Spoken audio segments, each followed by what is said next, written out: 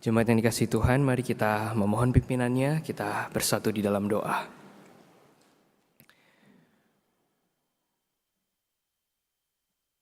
Tuhan, kami bersyukur kalau pagi hari ini Engkau mengundang kami untuk datang di gereja-Mu bersama dengan keluarga kami, bersama dengan orang tua kami, bersama dengan anak-anak kami.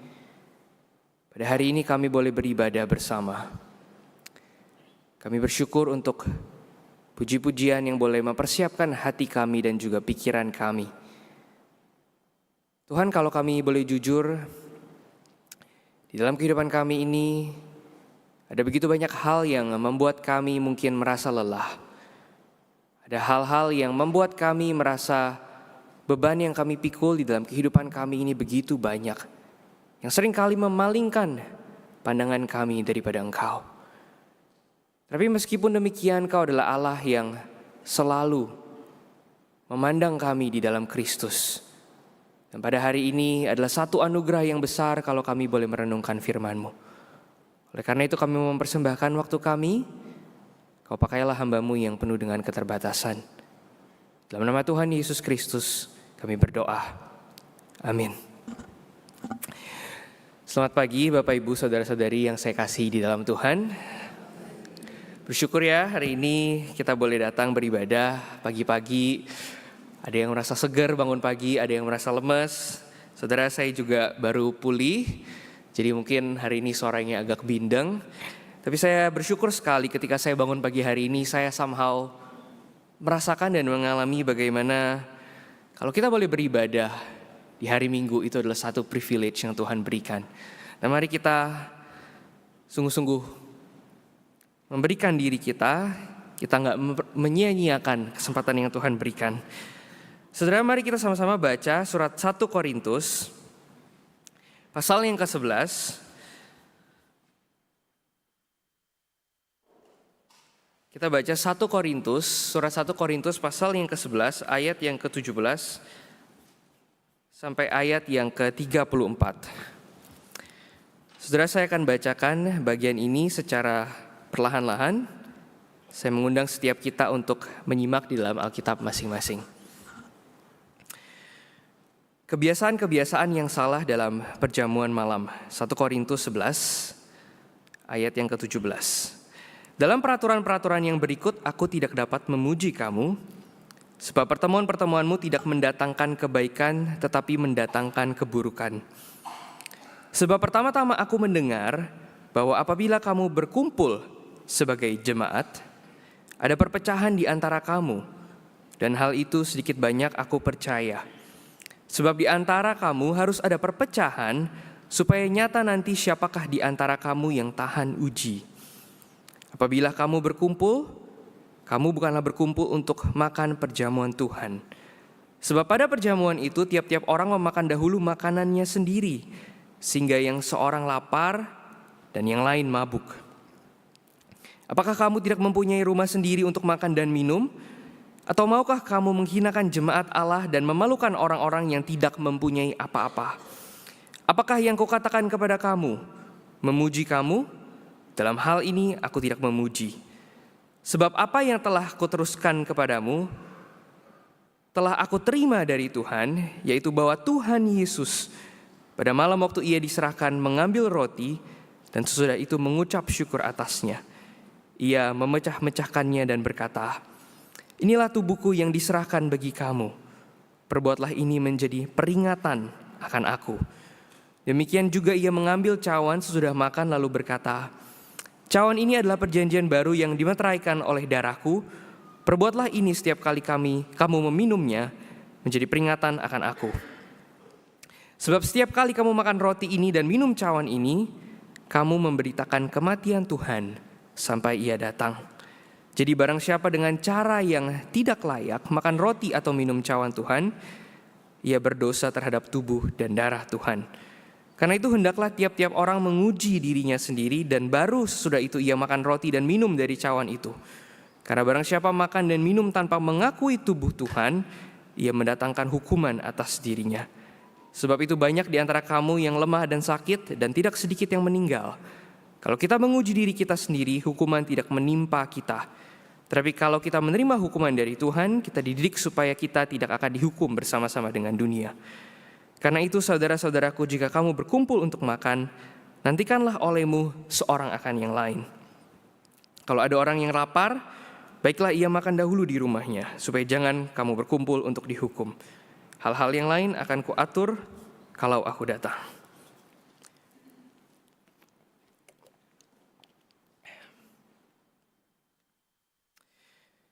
Bapak Ibu, kalau kita menyimak ke dalam Alkitab, maka kita menemukan bahwa tema tentang communal meal, atau yang seringkali kita jadikan sebagai sakramen perjamuan kudus, itu adalah sesuatu yang kita temukan berulang-ulang kali di Perjanjian Lama dan juga Perjanjian Baru. Saudara, communal meal ini sebetulnya berbicara tentang apa sih? Berbicara tentang Tuhan yang menjamu umatnya. Saudara, di dalam Perjanjian Lama ketika bangsa Israel itu keluar dari Mesir, mereka memperingati apa yang namanya Passover meal, yaitu hari pembebasan di mana Tuhan itu mengeluarkan bangsa Israel dari Mesir. Saudara, kita juga tahu peristiwa bagaimana orang-orang Israel di padang gurun itu diberikan mana oleh Tuhan. Tuhan memelihara mereka. Jadi communal meal ini berbicara tentang sebagai satu komunitas, Tuhan itu memelihara dan memperhatikan umatnya. Saudara, kalau kita melihat di Perjanjian Baru ada satu pattern yang mirip. Di peristiwa di mana Yesus memberi makan 5.000 orang. Dan di situ dicatat ada 12 bakul yang mungkin melambangkan 12 umat Israel yang tetap di dalam pemeliharaan Tuhan. Saudara, communal meal ini menggambarkan keintiman Tuhan dengan umatnya, mengingatkan kita yang membaca Alkitab berulang-ulang kali bahwa Tuhan itu gak pernah meninggalkan kita. Saudara, tapi bukan cuma bicara tentang pemeliharaan, communal meal ini juga bicara tentang rekonsiliasi. Di dalam kisah tentang si anak bungsu yang hilang, di dalam perumpamaan itu, saudara ingat apa yang terjadi ketika dia pulang ke rumah. Si bapak menyambut dia dengan tangan yang terbuka, berlari untuk menghampiri si anak yang bungsu dan mengadakan pesta. Nah saudara, ini juga satu practice, satu spiritual practice yang dilakukan oleh Yesus ketika melayani. Saudara, dia makan berkunjung ke rumah pemungut cukai, ke rumah orang-orang berdosa yang gak layak. Karena makan bareng, duduk semeja itu membutuhkan satu, bukan cuma hospitality, tapi perlu yang namanya vulnerability. Yaitu membuka diri menjadi rentan dan rapuh, mau dikenal. Meresikokan diri untuk dihakimi, mempertaruhkan reputasi ketika duduk dengan orang-orang tertentu yang ditolak oleh society. Sehingga kita tahu kisah di mana Petrus itu sebetulnya mencoba untuk duduk dengan orang-orang non-Yahudi, tapi ketika ada orang-orang Yahudi datang dia takut. Sehingga dia melarikan diri dan kemudian Paulus menegur. Karena kita tahu duduk semeja itu melambangkan fellowship. Melambangkan sekalipun ada perbedaan status, tapi duduk di satu meja yang sama itu adalah cara orang-orang itu melampaui boundaries ras, social status, status ekonomi dan sebagainya. Dan kita tahu juga bahwa Alkitab itu mencatat bahwa di hari-hari yang terakhir ketika nanti kita dihakimi dan kita masuk ke dalam kerajaan sorga, Tuhan itu menyambut semua orang dan kita akan duduk di dalam meja jamuan Tuhan. Saudara, ketika kita membaca ayat yang tadi Paulus tuliskan di dalam surat 1 Korintus, saudara, kita tahu jemaat Korintus adalah jemaat yang banyak sekali di highlight. Paulus sampai menulis 2 surat, 1 Korintus dan 2 Korintus, dan suratnya panjang. Bukan pasal-pasal yang pendek, tapi pasal-pasal yang panjang. Nah saudara, jemaat di Korintus itu terkenal karena mereka adalah jemaat yang growing. Di kota metropolis, kenapa jumlah mereka bisa bertambah? Rupanya mereka punya banyak karunia rohani, mereka suka belajar. Bahkan mereka suka mengundang filsuf-filsuf untuk berdebat antara satu dengan yang lain. Sehingga bahkan orang seperti Paulus pun berada di tengah-tengah jemaat Korintus itu merasa under pressure, saudara. Dan di tengah-tengah jumlah mereka yang growing, di tengah-tengah keberagaman status sosial mereka dan latar belakang mereka, ada satu masalah klasik.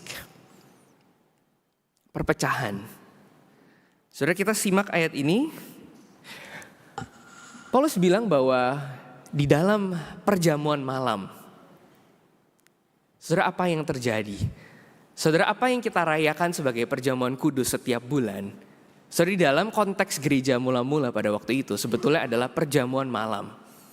Di mana mungkin praktis ini kemungkinan besar itu dilakukan oleh orang-orang Yahudi dan sebagian orang Kristen Yahudi yang menjadi Kristen mengikuti pola dari Passover celebration. Bangsa Israel itu punya tradisi mereka duduk diam bersama-sama dengan keluarga menikmati makanan yang disediakan untuk memperingati hari pembebasan mereka keluar dari Mesir. Nah, saudara, tradisi ini kemudian diangkat dan orang-orang Kristen hari Minggu itu berkumpul di rumah Tuhan atau waktu itu di rumah jemaat dan mereka mengadakan meal. Tapi apa yang terjadi? Nah, saudara, Paulus bilang rupanya sedikit banyak ketahuan. Jemaat yang dari luar itu kelihatannya growing, ketika mereka duduk berkumpul dengan orang-orang yang, dengan hanya orang-orang tertentu akhirnya ketahuan. Bahwa ada bibit-bibit perpecahan, bahkan perpecahan itu sudah terjadi. Karena Paulus bilang ada orang-orang yang datang bawa makanan mereka, datang lebih early, sehingga makan dan menjadi kenyang. Tapi di sisi lain ada orang-orang yang datang dan gak kebagian tempat. Saudara, di dalam konteks waktu itu, cuman orang-orang yang punya status sosial atau orang-orang yang cukup terpandang yang bisa punya rumah. Sehingga kalau mau ada perjamuan malam, orang-orang itu harus nebeng di rumah jemaat tertentu yang cukup kaya.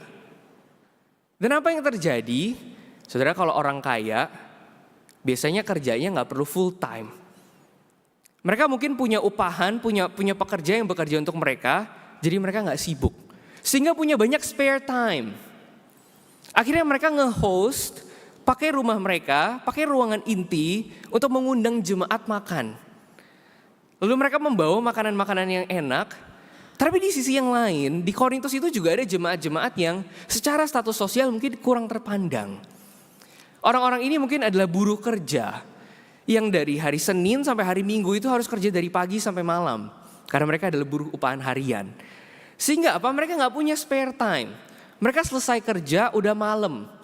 Dan mereka ketika datang ke rumah ibadah atau ke rumah jemaat pada waktu itu, mereka udah gak dapet tempat. Mereka cuma bisa duduk di luar dan makanan di dalam itu udah habis. Sehingga Paulus bilang ada yang makan sampai kekenyangan, tapi ada yang kelaparan. Saudara, kok bisa? Ya tentu bisa. Saudara, di dalam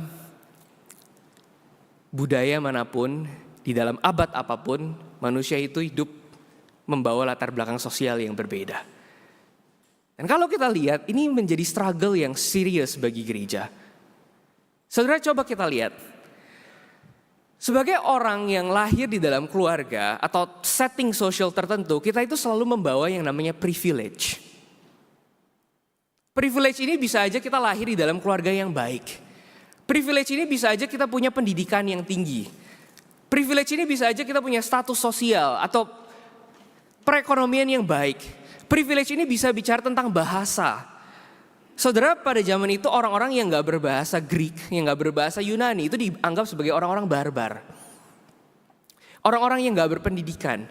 Saudara, ini mirip di dalam zaman kita sekarang, orang-orang yang mungkin gak berbahasa Inggris. Saya sering jumpai di antara anak-anak remaja, kalau ada temennya yang bahasa Inggrisnya gak terlalu lancar karena sekolah bukan di sekolah yang international, saudara, ada perbedaan di sana. Sehingga dari kecil, dari usia remaja itu udah secara gak sadar itu geng-gengan. Dan secara gak langsung kalau misalnya lausenya itu gak bisa ngomong English dengan lancar, saudara, mereka akan melihat dengan, gak semua ya, tapi terkadang sebelah mata. Nah, di dalam perbedaan-perbedaan seperti ini, belum lagi warna kulit, masalah ras dan sebagainya, bagaimana kita bisa eksis sebagai satu tubuh Kristus? Saudara, di dalam sejarah gereja itu selalu bergumul. Masalah gender, laki-laki dan perempuan. Apakah perempuan itu boleh membaca Alkitab? Saudara, ada masa-masa tertentu di dalam sejarah gereja di mana yang boleh baca Alkitab itu cuma pria dan priest. Cuma orang-orang yang diordain. Jadi kalau kita bicara tentang kesetaraan dan sebagainya, belum lagi ada masalah senioritas dan sebagainya. Saudara, gereja ini menjadi tempat yang challenging untuk menavigasi perbedaan. Sehingga kalau tadi di ayat-ayat terakhir Paulus itu bilang, hendaklah kamu saling menunggu. Hendaklah kamu berjalan bersama. In reality, saya pikir ini adalah hal yang sulit. Dan saudara, buat Paulus, ini adalah sesuatu hal yang sebenarnya memalukan. Saudara, bagaimana mungkin jemaat di Korintus itu menganggap diri mereka sebagai orang-orang yang diurapi Tuhan. Orang-orang yang punya talenta. Tapi di sisi yang sama ini dark side-nya. Saudara, kalau kita mau lihat gereja itu dalamnya seperti apa, saudara gampang.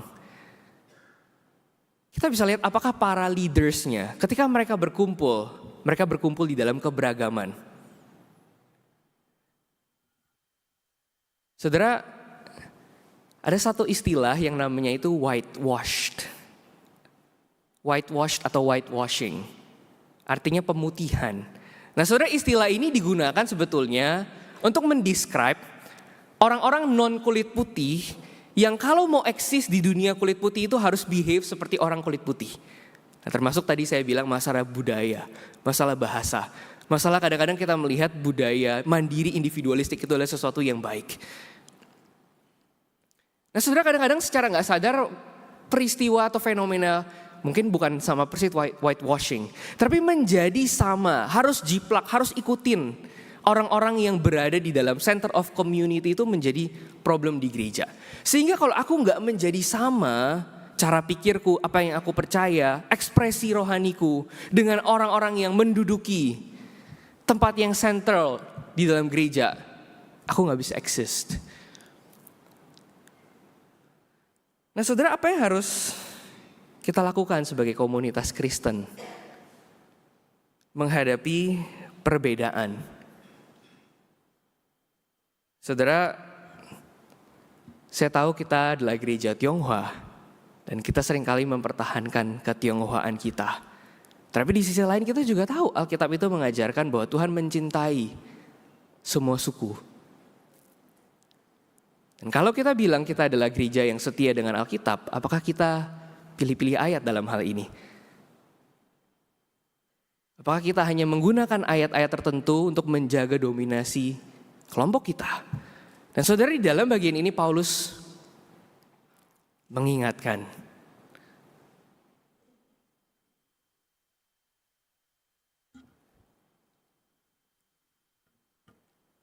Apakah kita sadar bahwa kita itu hidup di dalam komunitas bergereja kita selalu punya biases. Saudara, bagaimana kalau kita mungkin kelompok kecil atau kita pelayanan bersama dengan orang-orang yang latar belakangnya emang berbeda. Saudara, saya kalau di STT itu kadang-kadang kami itu kalau pagi sarapan atau makan siang, kami duduk di ruang makan. Dan saya pernah ke beberapa STT, saya mengamati culture di STT. Saudara, di STT saya, kalau makan pagi, dosen dan mahasiswa itu duduknya membaur.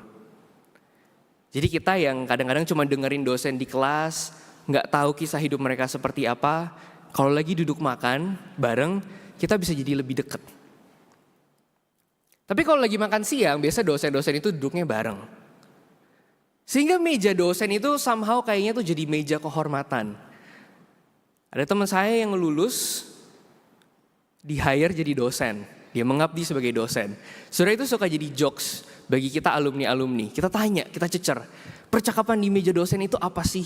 Karena kita mahasiswa itu nggak pernah tahu gitu loh. Kita merasa bahwa somehow itu ada perbedaan. Kita nggak belong, kita nggak bisa duduk di sana. Dan saudara, ada STT khusus yang memang secara khusus itu memisahkan dosen dan mahasiswa itu ya duduknya terpisah.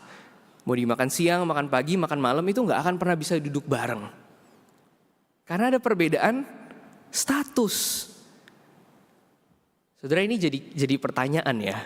Saya pikir Yesus aja duduk bareng sama murid-muridnya. Kok kadang-kadang pemimpin-pemimpin rohani itu seperti ini?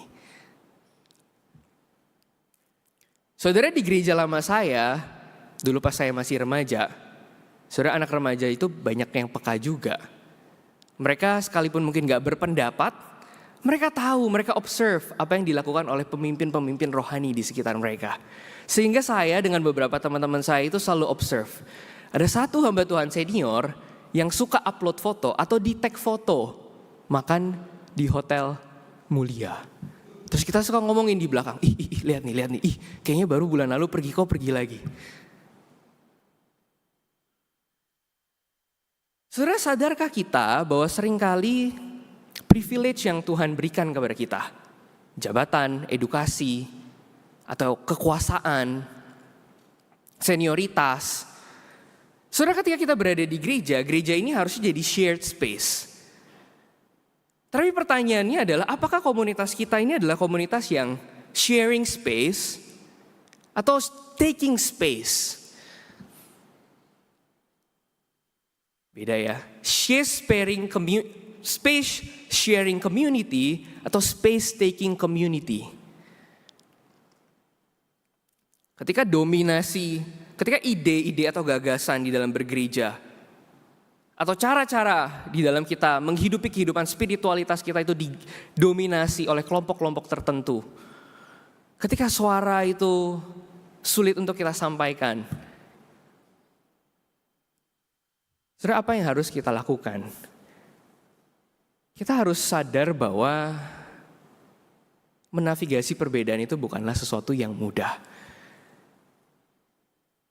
Bicara tentang gender, saya kasih contoh. Saudara, wanita itu boleh berkhotbah nggak? Boleh. Tapi masih ada tradisi-tradisi tertentu yang menganggap wanita itu nggak boleh berkhotbah atau tidak boleh diordain sebagai hamba Tuhan, sebagai gembala. Saudara, saya tidak akan masuk ke dalam perdebatan ini, tapi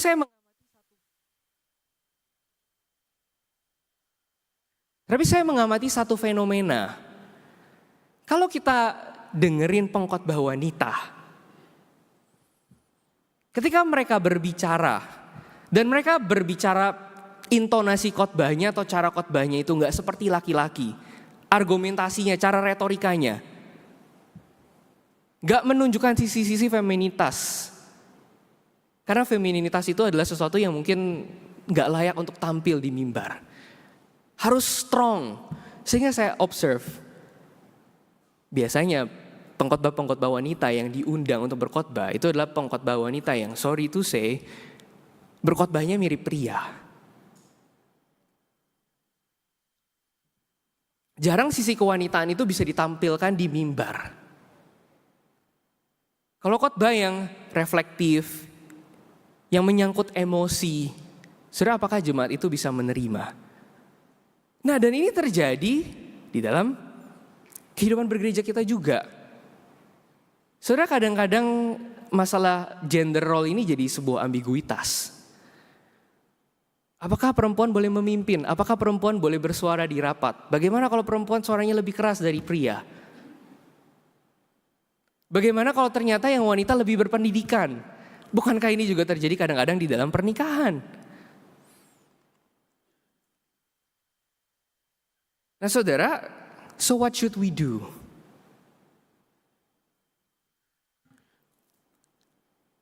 Saudara, kita menyimak ayat yang Paulus tulis. Paulus bilang bahwa ketika kamu makan roti dan kamu minum cawan, kamu sebetulnya sedang mengingat, memberitakan kematian Tuhan. Jadi kalau kamu memakan meal ini, memakan roti dan meminum anggur dengan cara yang tidak layak, kamu berdosa di hadapan Tuhan. Saudara, ayat ini familiar buat kita? Apakah ayat ini adalah ayat yang familiar? Saudara, biasanya sebelum pengakuan dosa, di dalam liturgi hamba Tuhan itu membacakan ayat ini. Kalau saudara aware, ayat ini cukup sering dibaca. Sebelum perjamuan kudus kita suka membaca ayat ini. Atau kadang-kadang sebelum pengakuan dosa kita membaca ayat ini. Kalau kita menerima tubuh Tuhan, kalau kita meminum anggur tanpa menyadari, tanpa datang dengan hati yang layak, maka kita berdosa di hadapan Tuhan. Betul? Saudara, tapi kalau kita baca setia pada konteks Alkitab, sebetulnya ayat ini gak lagi ngomong tentang individual sin atau personal sin kita di hadapan Tuhan. Kadang ayat ini dipakai untuk bilang, ayo kita beresin dosa kita di hadapan Tuhan. Kalau masih ada yang ngeganjel, jangan sampai kita menerima perjamuan kudus itu dengan spirit hati yang gak ready. Saudara, tapi ayat ini, kalau kita mau setia pada konteksnya, sebetulnya gak berbicara tentang itu. Ketika Paulus menuliskan hal ini, konteks surat Korintus itu adalah ayat yang kita baca barusan. Terjadi perpecahan karena ada satu kelompok jemaat yang gak peduli bahwa ada jemaat lain yang hidupnya itu terlantar, yang gak di-welcome untuk masuk, yang gak dijamu, yang boro-boro menyampaikan ide, mereka ini invisible, gak dianggap, dipandang sebelah mata. Karena faktor tadi, karena social status mereka. Karena mungkin mereka gak punya rumah, secara citizenship mereka bukan warga negara kelas tinggi. Karena mungkin mereka perempuan, karena mungkin secara tubuh mereka disabilitas. Karena mereka punya masalah mental health. Karena mereka gak punya rumah, mereka adalah orang yang mungkin gelandangan. Dan Paulus bilang kalau kita makan, menerima anugerah Tuhan tanpa kita mengingat tubuh Tuhan, yaitu saudara-saudara lain yang berada di sekitar kita, maka kita menerima perjamuan Tuhan dengan hati yang tidak layak. Saudara, ini bukan bicara tentang individual sin. Ini bicara tentang satu realitas, communal reality, bahwa kita hidup berdampingan dengan saudara-saudara seiman yang lain.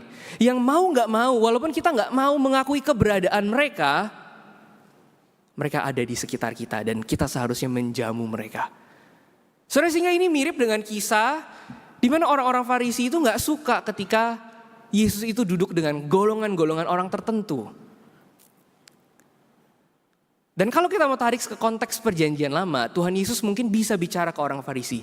Jangan lupa kamu pun dibebaskan dari Mesir. Karena kehidupan manusia itu sacred. Maka orang Israel itu yang ditindas di Mesir itu dibebaskan. Kemudian kamu merayakan Passover meal. Tuhan itu pembebas. Yang diam tinggal memelihara umatnya, bahkan umat yang gak dipandang sekalipun. Jadi kalau kamu menerima meal itu, dengan satu spirit kamu merasa kamu lebih benar dari orang lain, kamu lebih anak Tuhan dari orang lain, maka kamu menerima meal itu dengan hati yang keliru. Makanya Paulus bilang kamu harus menguji diri kamu, baru kamu memakan roti dan minum dari cawan itu. Karena barang siapa makan dan minum tanpa mengakui tubuh Kristus, ia mendatangkan hukuman atas dirinya.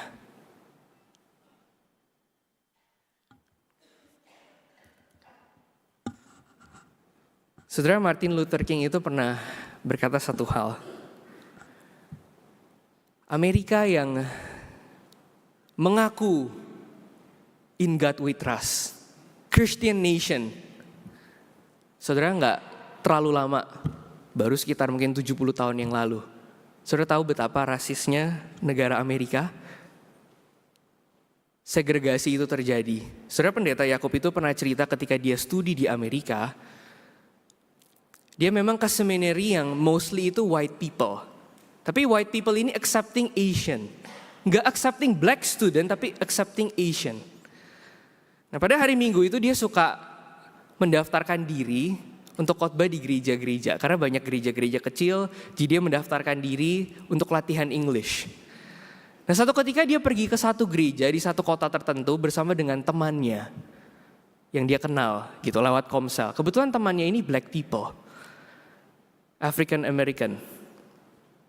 Dan ketika mereka tiba di gereja itu, saudara, ketika komunitas ini tahu bahwa ada satu black people yang datang temenin this Asian guy, saudara, ibadah pada hari itu dibatalkan, nggak jadi khotbah. Kalau mau khotbah boleh, tapi nggak boleh bawa teman itu.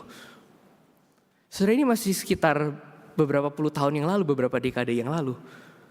Makanya Martin Luther itu bilang, momen-momen di mana kekristenan itu melakukan skandal terbesar itu jam 11 pagi hari Minggu. Ketika orang-orang itu beribadah. Ketika orang-orang kulit putih beribadah menerima perjamuan kudus yang seharusnya melambangkan dan mengingatkan bagaimana Tuhan mengumpulkan umat dari berbagai latar belakang yang berbeda, status sosial dan ras yang berbeda. Tapi at the same time mereka menerima perjamuan kudus tapi practicing segregation. How is it possible?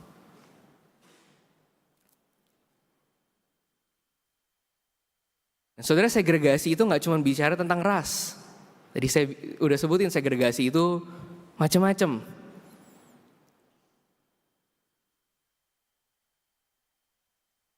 Segregasi karena golongan Apolos, golongan Paulus, dan sebagainya. Segregasi karena selera musik. Segregasi karena usia. Saudara, kenapa gereja terus berkutat trying to solve this issue tapi kayaknya sulit?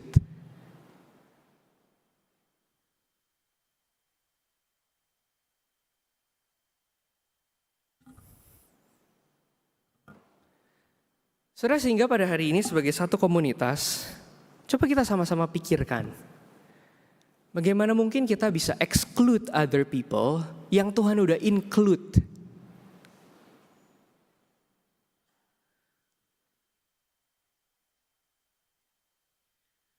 Dan ketika kita bicara tentang gereja yang harus bermisi,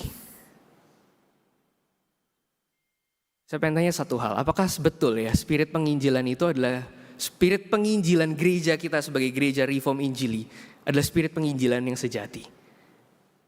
Saudara, saya setuju dengan penginjilan. Saya percaya jemaat itu bisa ada di tempat ini, bisa bertumbuh karena penginjilan. Cuman saya mau tanya satu hal. Ketika kita giat menginjili, dan kemudian nanti ada orang yang Tuhan kirimkan untuk percaya, apakah gereja kita sudah dan atau setidaknya sedang menjadi safe space? Saudara, kadang-kadang saya kalau boleh jujur, saya melihat realita di dalam gereja, saya punya teman, saya punya keluarga yang belum percaya, saya nginjilin mereka, saya ngajak mereka datang ke gereja.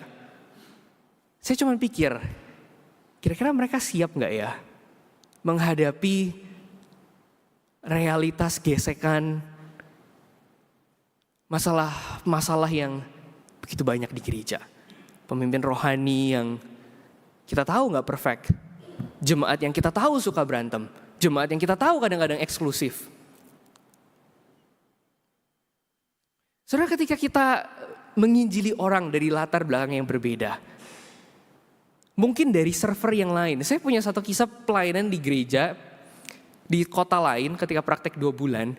Saudara, ada orang yang diinjili dari server seberang, pindah percaya, masuk Kristen. Lalu ketika dia datang ke gereja, apakah kira-kira dia disambut? Karena warna kulit yang berbeda, karena pakaiannya. Saudara, apakah kira-kira ada yang menemani? Ternyata enggak. Padahal di sisi lain ini ironik sekali. Karena di sisi lain gereja ini mengadakan pelatihan penginjilan, pelatihan apologetika.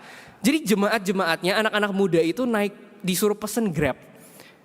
Buat jalan dari satu titik ke titik yang lain, ngapain? Membuka percakapan ke driver Grab. Enggak necessary menginjili tapi membuka pertanyaan. Untuk kira-kira membangun supaya bisa penginjilan. Saudara, di sisi lain ini dijalankan. Tapi giliran udah ada yang percaya, it's a different story. Saudara, bagaimana kalau ada orang yang kita injili tapi dia punya masa lalu, pernah bercerai?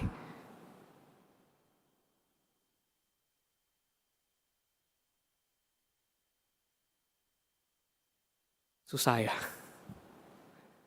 Saudara, kalau kita boleh jujur, kadang-kadang penginjilan dan sebagainya, kehidupan bergereja kita itu memang penuh dengan, sorry to say, kepura-puraan. Makanya Paulus bilang, kamu di sisi lain itu seolah-olah hospitable, ngundang orang untuk makan. Tapi rutinitas ini, practices ini cuma kamu lakukan untuk menyenangkan kepuasan kelompok kamu doang.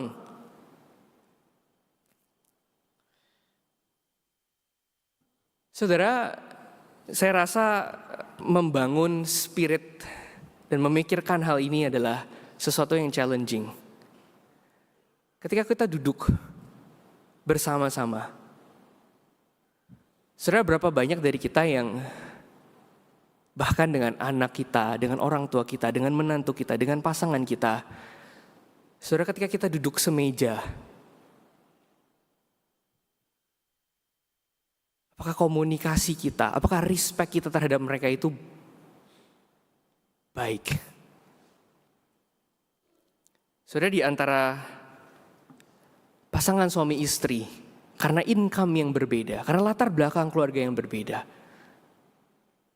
ketika kita duduk semeja, apakah kita menghormati pasangan kita? Apakah kita menghormati orang tua kita?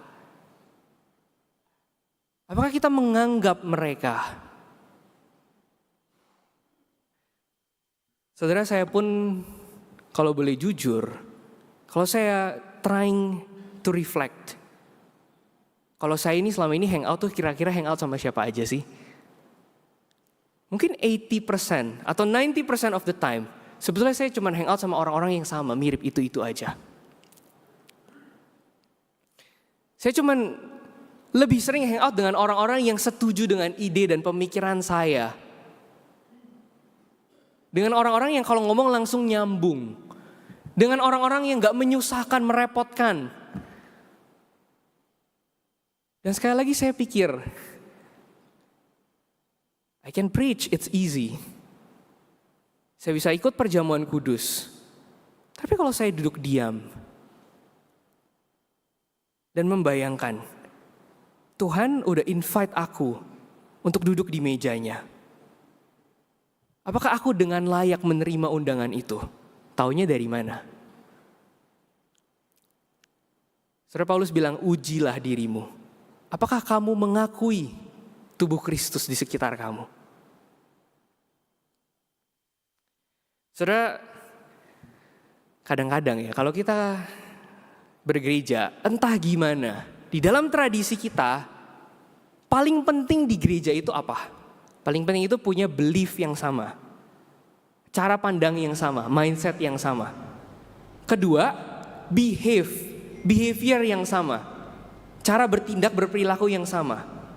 Kalau believe what I believe, kalau believe what we believe, and behave like us, jadi kalau kita percaya apa yang orang lain percaya, dan kita bertingkah laku seperti orang lain bertingkah laku, baru kita bisa belong.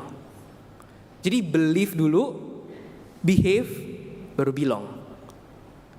Makanya ada orang-orang yang seringkali tertarik mungkin dengan kekristenan, tapi mereka gak 100% langsung percaya apa yang kita percaya. Kita langsung debatin, paksa mereka percaya apa yang kita percaya. Harus believe like we believe dulu. Kedua, harus behave kayak kita. Harus ikut kelompok kecil, paduan suara, harus ikut pelatihan ini itu. Bahasa-bahasa yang digunakan harus mirip. Cara berpikirnya harus mirip. Cara pergaulannya harus mirip. Believe harus sama. Behave harus sama, baru bisa belong. Saudara, masalahnya mungkin gak?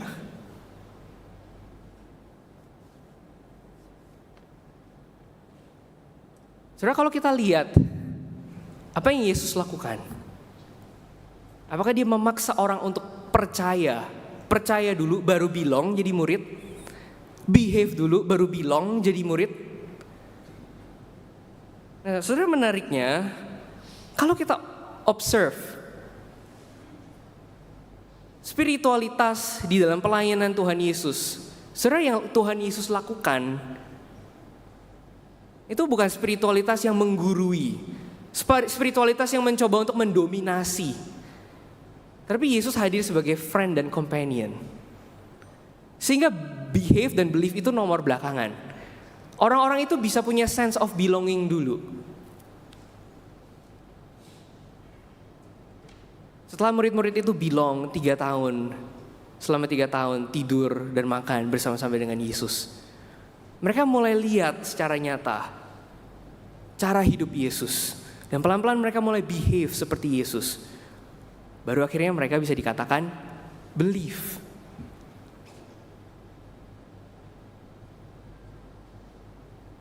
Saudara, bahkan selama 3 tahun pun apakah iman dari para murid itu udah firm? Saudara, kita tahu para murid hidup dengan keraguan. Baru ketika Yesus mati dan bangkit, mereka hidup di dalam satu spirit kesaksian yang kuat. Tapi belief itu belakangan. Saudara, kita seringkali terobses dengan conversion, dengan belief. Makanya kalau kita penginjilan sama orang, kita langsung pengen cepat-cepat convert orang itu untuk percaya. Untuk ikutin caranya kita. Kalau kita mendidik anak, kita langsung pengen convert anak itu untuk pakai cara pola pikir kita. Kalau kita punya orang tua yang mungkin keras kepala gak mau menerima Injil, kita langsung cap dia keras kepala, terus kita pengen maksa dia convert. Kita terobsesi dengan momen-momen conversion itu. Padahal apakah momen conversion itu terjadi kayak balikin tangan?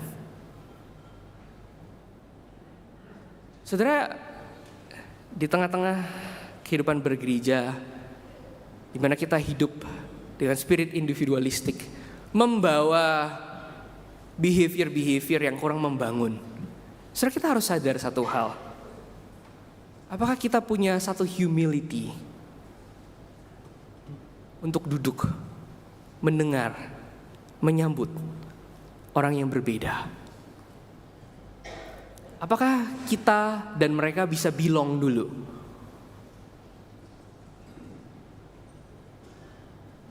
Saudara, di seberang udah ada gedung yang baru, di mana kita setiap minggu itu bisa ngopi bareng.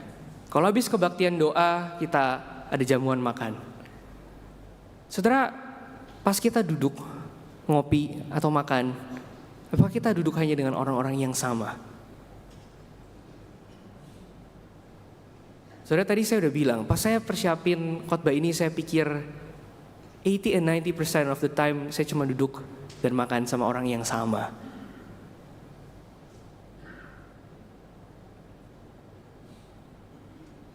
Saudara, apa yang firman Tuhan hari ini directly bilang ke kita? Coba kita be careful. Saudara, seringkali kita membawa spirit mastery gitu ya. Yang namanya orang Kristen itu harus menguasai doktrin, harus bisa ini dan itu. Sehingga seringkali yang kita nggak kita sadari itu, yang kita bawa itu spiritnya itu dominion. Kita trying to dominate other people di dalam relasi apapun. Tapi iman Kristen yang didasari oleh kematian Kristus di atas kayu salib, yang kita peringati setiap minggu atau di dalam gereja kita setiap bulan lewat sakramen perjamuan kudus, mengingatkan kita. Saudara, zaman dulu banyak orang yang buta huruf. Mereka gak bisa baca Alkitab. Alkitab belum dikopi, belum ada alat percetakan. Tipe mereka bergaul itu gak seperti kita yang setiap hari ngumpul komsel baca Alkitab, obses dengan PA. Karena waktu itu Alkitab belum lengkap. Lalu banyak orang yang masih buta huruf. Alkitab belum ditranslate ke dalam berbagai bahasa. Soalnya pertanyaannya, kenapa mereka bisa tetap bertumbuh sebagai orang Kristen? Apakah karena pengajaran doktrin yang kuat? Saya percaya ada pengajaran doktrin yang kuat karena ada konsili dan bapak-bapak gereja. Tapi yang keep the church running, from day to day, jemaat awam bisa terus bertumbuh dan umat Tuhan bisa ada sampai sekarang. Kenapa?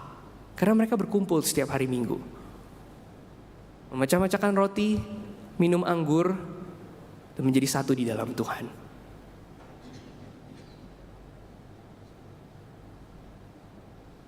Nah, saudara, apakah kita memelihara spirit itu? Dengan sesama tubuh Kristus, apakah kita punya spirit companionship itu? Bukan spiritualitas yang mencoba untuk menggurui. Bukan spiritualitas yang mencoba untuk memaksa orang believe what I believe, behave like me. Tapi spiritualitas yang membuka ruang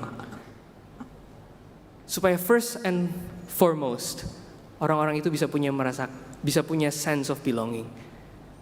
Saudara, ini yang ditulis oleh Paulus. Di tengah-tengah perjamuan makan, apakah kemudian kita menelantarkan orang di pelataran, di luar, di halaman luar sana? Di kehidupan bergereja kita, di tengah-tengah kehidupan berkeluarga kita, masihkah kita punya kesadaran? Saudara, kiranya hari ini Tuhan menolong kita. Saya percaya hidup navigating through differences adalah hal yang sulit. Tapi setiap kali kita menerima anggur perjamuan yang akan kita terima di dalam perjamuan kudus bulan depan, saudara, kita ingat sekali lagi, kalau kita yang gak layak dijamu dan diundang oleh Tuhan, masa kita gak bisa share spirit yang sama? Saudara, spiritualitas Kristen ini gak bicara tentang pelayanan yang hebat, karunia yang kita bisa pamerkan, karunia yang kita bisa banggakan. Saudara, church itu begitu simple sebenarnya. Dimulai dari ini. Saudara, maukah kita meneladani Kristus yang telah terlebih dahulu mengundang setiap kita untuk duduk di mejanya? Mari kita berdoa.